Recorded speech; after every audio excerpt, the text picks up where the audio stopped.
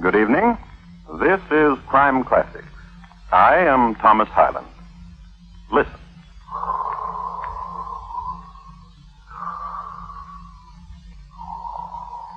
The man you hear breathing is named Thomas Edwin Bartlett.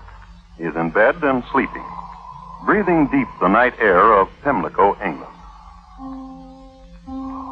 Mr. Bartlett is a heavy sleeper, a deep breather, too, rhythmical and serene, an almost lullaby quality for young Mrs. Adelaide Bartlett, his wife, who this night sleeps at the foot of his bed.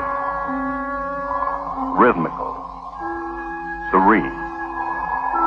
And just at the stroke of midnight, just when a new year has begun, Mr. Bartlett stops breathing. Mr. Bartlett has just died from having drunk too much chloroform, of all things. His wife wakens, sees it is a new year, and celebrates. Tonight, my report to you on the shockingly peaceful passing of Thomas Edwin Bartlett, greengrocer. Crime Classics, a new series of true crime stories taken from the records and newspapers of every land, from every time. Your host each week, Mr. Thomas Hyland, connoisseur of crime, student of violence, and teller of murders. Now, once again, Thomas Hyland.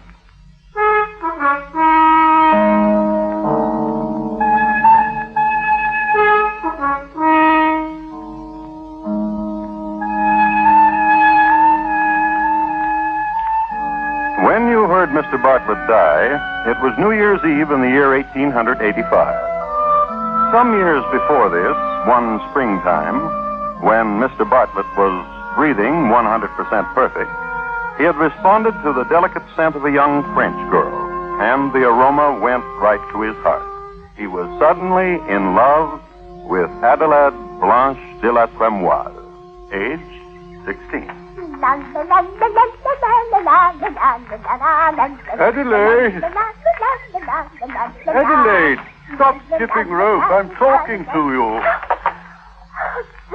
You made me miss Zoot. You shouldn't say zoot, my dear. It's an immodest expression. Zoot, zoot, zoot, zoot. I'm sorry I made you miss. I apologize. I accept. And now will you do something for me? Anything. Of this you are sure? Anything, I swear it. Bon. Take this rope and tie an end of it to the tree. And hold the other end and turn it. And I will jump. Don't you ever get enough of the sport? Zoot, tie the rope. Very well. Adelaide, Oui? do you like me? Oh, very much. However, What? you puzzle me. Intrigue you mean? I'm glad. Puzzle me. Why you put the sign, gone to fish on your grocery store this last 2 weeks, when it is not so. You are here every afternoon in my yard when I come home from school. I have permission from your brother. Adelaide. You have finished tying the rope? Yes. S'il vous plaît, turn it. Faster! Faster! Faster! Oh, my dear. Adelaide, are you hurt? Here, I lift you. Yes, help me. I'm so tangled in the rope. Adelaide. Oh, you are very nice. Adelaide, listen. I like your beard, a black beard. Barbe noire, barbe noire, barbe noire. Oh, Adelaide, my dear, will you marry me? Marry you? Yes. But I am still in school. Marry me, and it'll be the same. You'll still go to school. And you will help me with my lessons. Every night. And you'll play games with me and jump rope with me. I want to. I will turn and you will jump. Now. Now? Now. All right.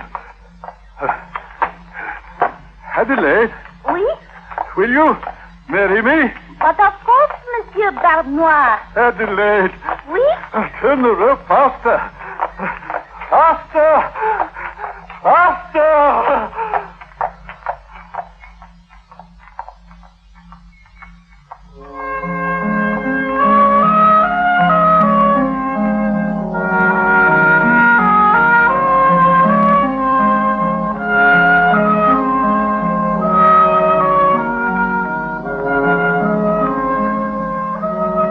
Passion in Pimlico. Participants, Thomas Edwin Bartlett and Adelaide Blanche de la Tremoise. And a good quality skipping rope, which latter, it might be mentioned, came from the shelves of Mr. Bartlett's grocery store, and which, coiled neatly, was his first gift to her. It was a springtime romance and an honorable one. They got married. And according to Mr. Bartlett's word, the marriage progressed to each one's satisfaction. Mr. Bartlett continued at the grocery store, and Adelaide was still a student. It is a matter of record that she was a good student in the subjects of geography, history, and botany. But it is also a matter of record that one day she brought home with her a note from her teacher. Dear Mr. Bartlett, here is your wife's last examination paper in algebra. As you see, the grade is 43. Her square roots are especially weak, as are her solving equations with two unknowns. Something must be done, else your spouse will not pass into the next form. Sincerely, Edgar Becker, Esquire. P.S. I will be glad to tutor your spouse after school hours. Signed, E.B. Esquire.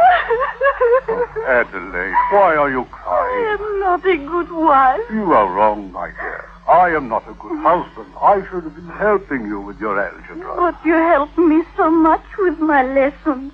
And you get tired and you go to your room and sleep. Oh, husband. Yes? I do not wish it anymore. I do not wish school. I want your school and Mr. Becker to be proud of you. No. My dear, what's the matter? I do not wish to be a schoolgirl was, but a woman was, a mother was. You're so young. Listen to me. A grade of 43 is nothing to fret over. Why, my cousin Sybil from Nottingham received 23 on her... Listen to me. No, child. You listen to me. I've failed you. I've made you ashamed of yourself. And now I'll make amends. How? I will find you a tutor. A tutor? But not Mr. Becker. Husband. Yes, child. Whatever you say.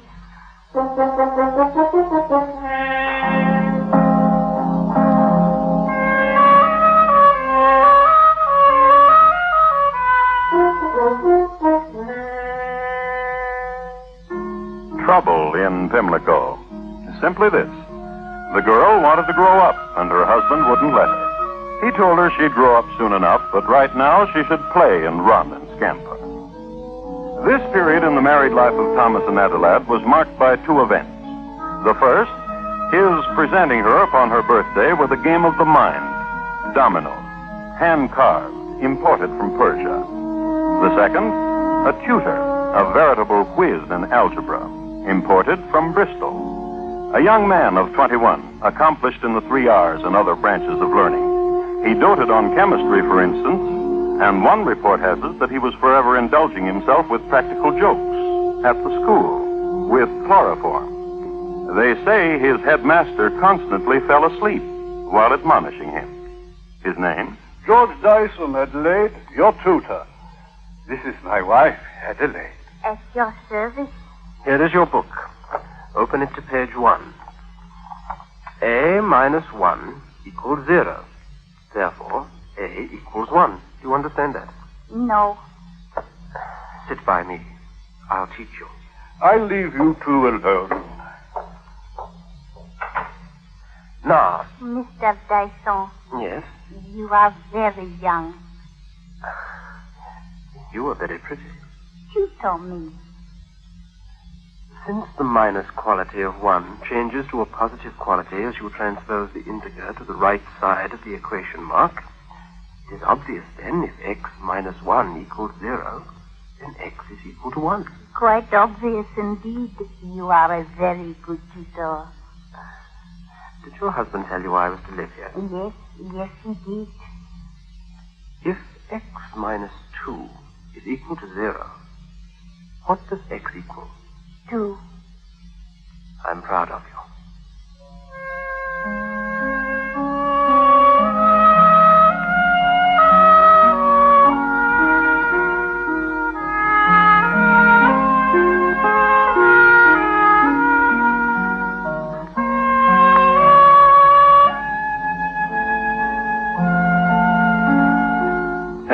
examination time came around, and Adelaide was at the head of her class. A squared plus B squared is equal to C squared. In the next form, she shone. Algebra was her strongest subject.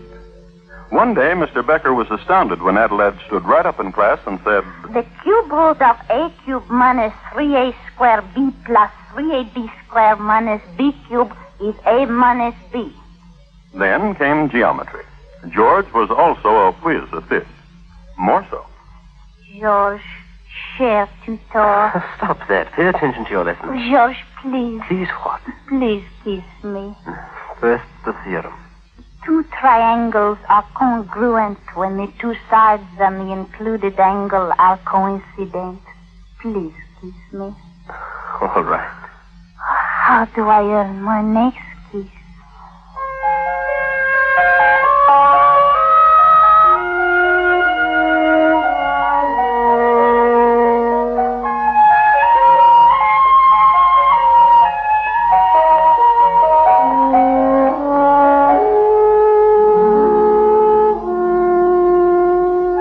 Mathematics in Pimlico.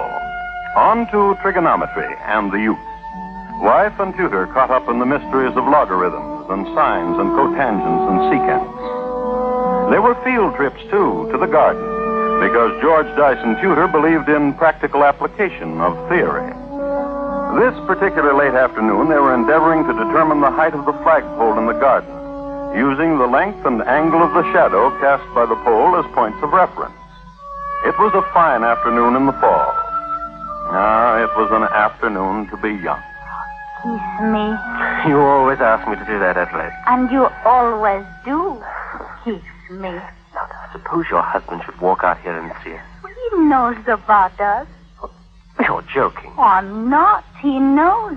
Surely. Oh, do not worry. He's... Kiss me. All right. What a lovely picture. What a lovely, awesome picture. Mr. Bartlett. Of course, kiss her, Mr. Dyson. You deserve it. You both deserve it. Master and pupil. You've done so well together. Go on, Dyson. Sir. Kiss her. Go on. Kiss her. Oh, yes. Bravo, bravo. How's trigonometry coming, Dyson? Fine. Fine. Well, cook said dinner will be ready soon. I'll call you when it is. Adelaide, What?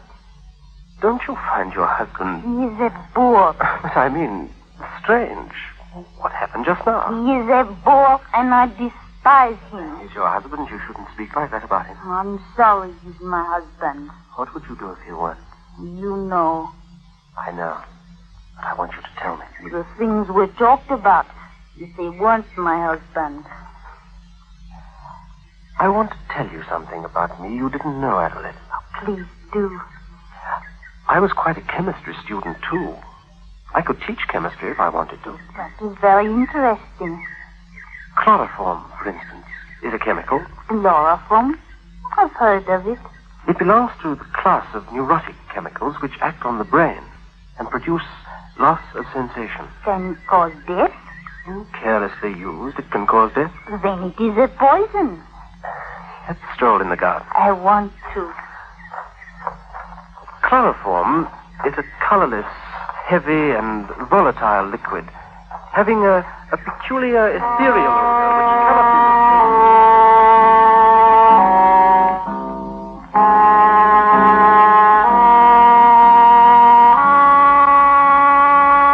And so they walked hand in hand into the sunset, and they spoke of many things: husbands, autumn roses, cabbages, kings, and chloroform, which is a very deadly poison.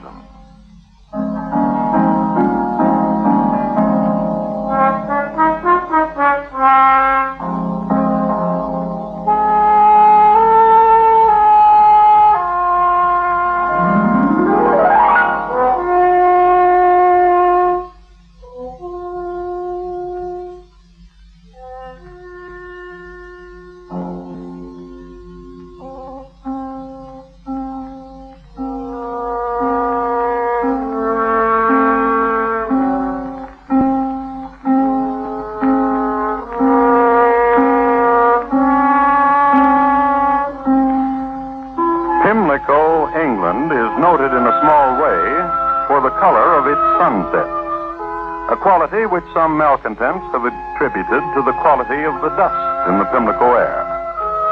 However, it's well known that the major divertisement among Pimlicans is walking into the local sunset and making plans.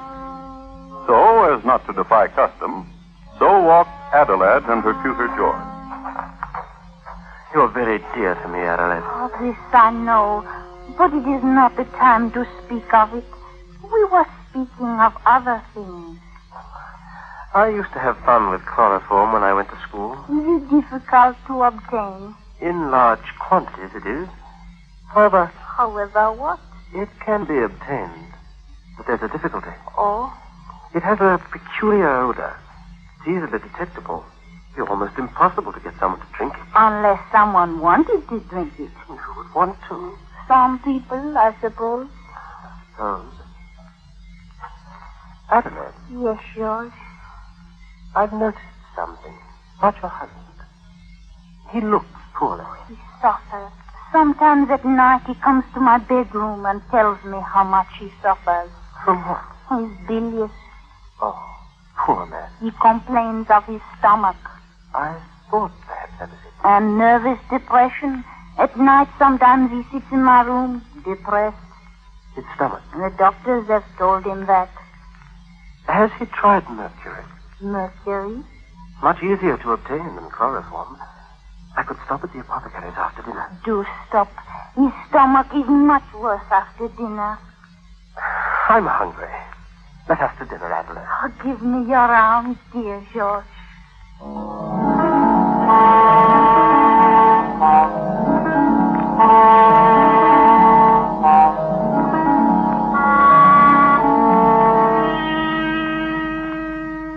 The maidservant was just setting the suckling pig on the table when the young folk entered. Mr. Bartlett greeted them with a wave of his fork, and they sat. The dinner was a success, and as usual, Mr. Bartlett exhibited his clean plate for the applause of his wife and her tutor. Over fruit and cheese, George Dyson begged to be excused. I'll be back in a shake, Mr. Bartlett, with a surprise for you. Slice another melon for me, dear Adelaide. And in half an hour, George returned, which was good time for the course, the house to the apothecary and back. But George was in a hurry, and when he returned, Adelaide was waiting for him in the great hall. Quickly, come. What's the matter? After dinner, he almost fainted. He managed to get into the library where he's lying down. His stomach? In the middle of a melon slice. Oh, Mr. Bartlett. Mr. Bartlett, here, I have something for you. What is it? Here now. Let me help you sit up. Adelaide, that wine glass. Yes. I have something for you, Mr. Bartlett. Something that will make you feel better. What is it? The surprise I promised you.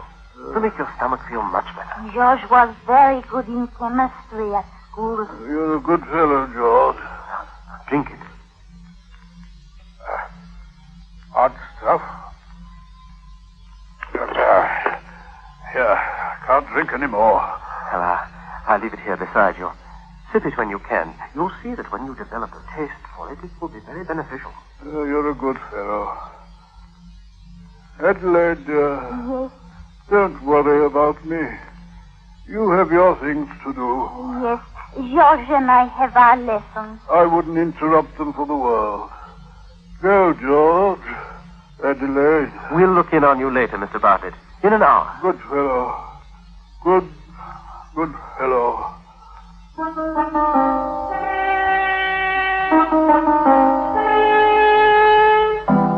Mr. Bartlett's stomach quieted after a while, and lying there, he had a thought that perhaps it was George's surprise that did it. So he forced himself to sip again of the glass. However, in time, Mr. Bartlett did develop a taste for mercury and made it a habit to indulge in a sip after every meal. Somehow, his stomach responded suitably, and his complaints were not nearly so many. Of course, it should be noted that Mr. Bartlett would reel suddenly and fall down at odd times, and then he was constantly bumping into things, and his teeth dropped out. Some of his more observant friends would mutter among themselves about Mr. Bartlett's slightly bluish complexion. One morning, Mr. Bartlett woke up completely beardless, and from that day on, he never had to shave. But, since generally his stomach felt much better, Mr. Bartlett deemed himself ahead of the game. A philosophy which caused comment. Adelaide the George. My husband seems happier. Yes, I've noticed. My stomach has improved Because he doesn't eat so much. because he lacks sufficient teeth. Your husband has developed a tolerance for mercury. Yes. Mr. Dyson, Mr. Dyson? You mean George? when will you be finished tutoring me, Mr. Dyson? What do you mean? Tomorrow, I should think, Mr. Dyson. What? Tomorrow is the eve of the New Year. My husband has asked me to join him in private celebration in his rooms. We shall drink to your leaving us. But you and I... But there's one last favor you can do for me. Why, I'd do anything. While you're at the apothecary. Apothecary? While you're there, while you're making the purchase of chloroform, bring me 1 sachet of lavender, a dozen cinnamon sticks, and a dozen licorice twisties for my husband. Then you are giving me one more chance, Adelaide. Mr. Dyson, happy is the day when I shall call you George again. Lavender, cinnamon sticks, chloroform, and licorice twisted. 2 dozen twisties, Mr. Dyson. Good night.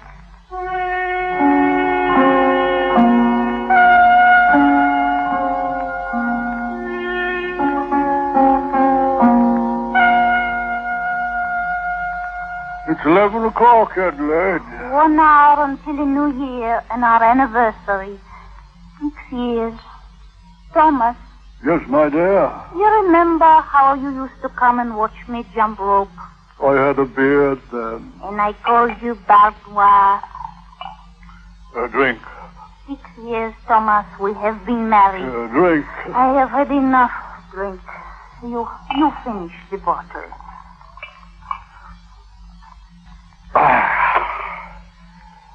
I want you to look at me, husband. Very well. Yes. When we were married, I was 16, a child, 6 years ago. Adelaide. You see, husband? No longer a child. I drink to you, a woman. Adelaide, What is it? have you drunk from this bottle? Yes, I think so. It has a pungency to it, doesn't it? Let me say. Chantilly, 1871. Must have been a strange vintage. A decided pungency. An aroma, too. Smell it. My, good. What is it? Lovely. It tassels from your nightcap. It tickles. Does it? Drink makes you so attractive, dear Thomas. Makes me attractive, huh? Tell cook to order a magnum. Oh, later. Finish the bottle, dear, and then I have something to tell you. All right.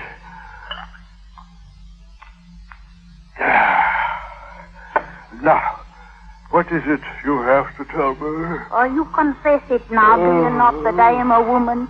An attractive woman, yes. And finally a wife, my husband. 6 years now, and you have observed me only as a child and have treated me as...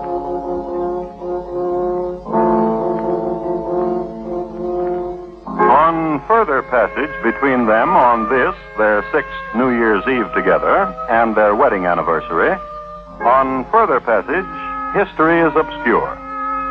It is known, however, that they were alone in the house, except for their servant. It is known, too, that 5 bottles of champagne were consumed. 2 bottles Chantilly 1871, a pungent vintage. According to the record, it has been said that a few moments before the new year was ushered in, Mr. and Mrs. Bartlett were both asleep. He stretched across the width of the bed, she at his feet.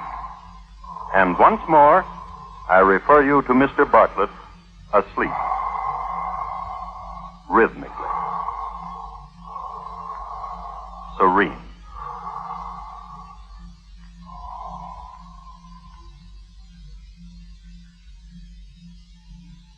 Thomas? Thomas?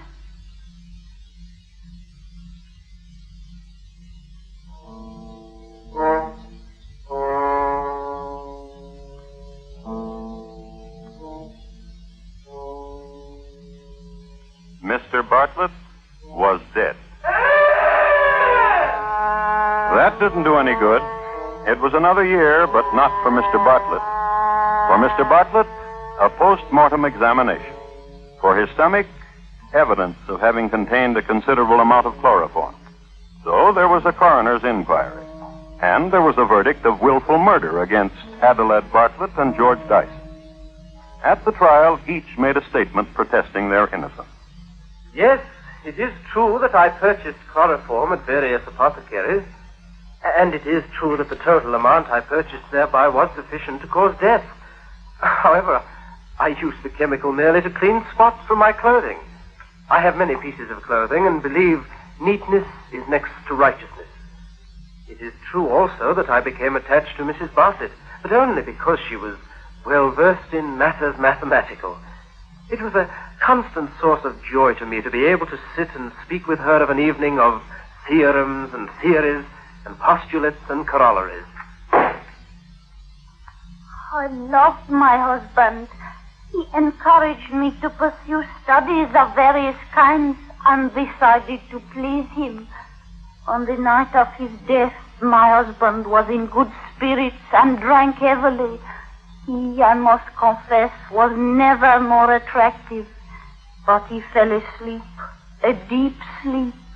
From this he never awakened. I never know why.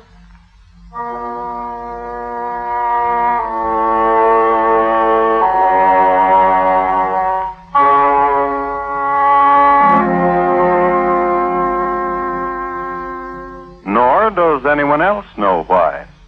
The jury debated for 2 hours and returned a verdict of not guilty.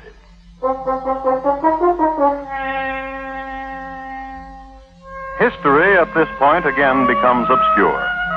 It is not known whether George or Adelaide ever saw each other again, whether they ever again tasted together the dusty fruits of a Pimlico sunset, whether there were any more math lessons or talks of matters chemical. But it may be safe to assume that some of the dust breathed by the Pimlicans on evening walks, some of it has been contributed by George and Adelaide and Mr. Bartlett. You might be interested in knowing where once stood Mr. Bartlett's grocery store, now stands an apothecary. This is all the information I have.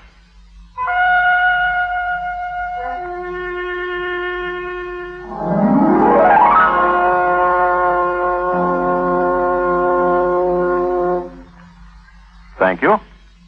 Good night. Thomas Edwin Bartlett, tonight's crime classic, was adapted from the original court reports and newspaper accounts by Morton and David Friedkin. The music was composed and conducted by Bernard Herrmann, and the program is produced and directed by Elliott Lewis. Thomas Hyland is portrayed on radio by Lou Merrill.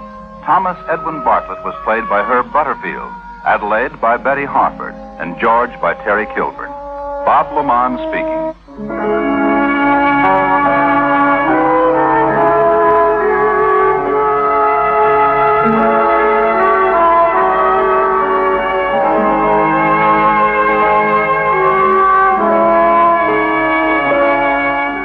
This is the United States Armed Forces Radio and Television Service.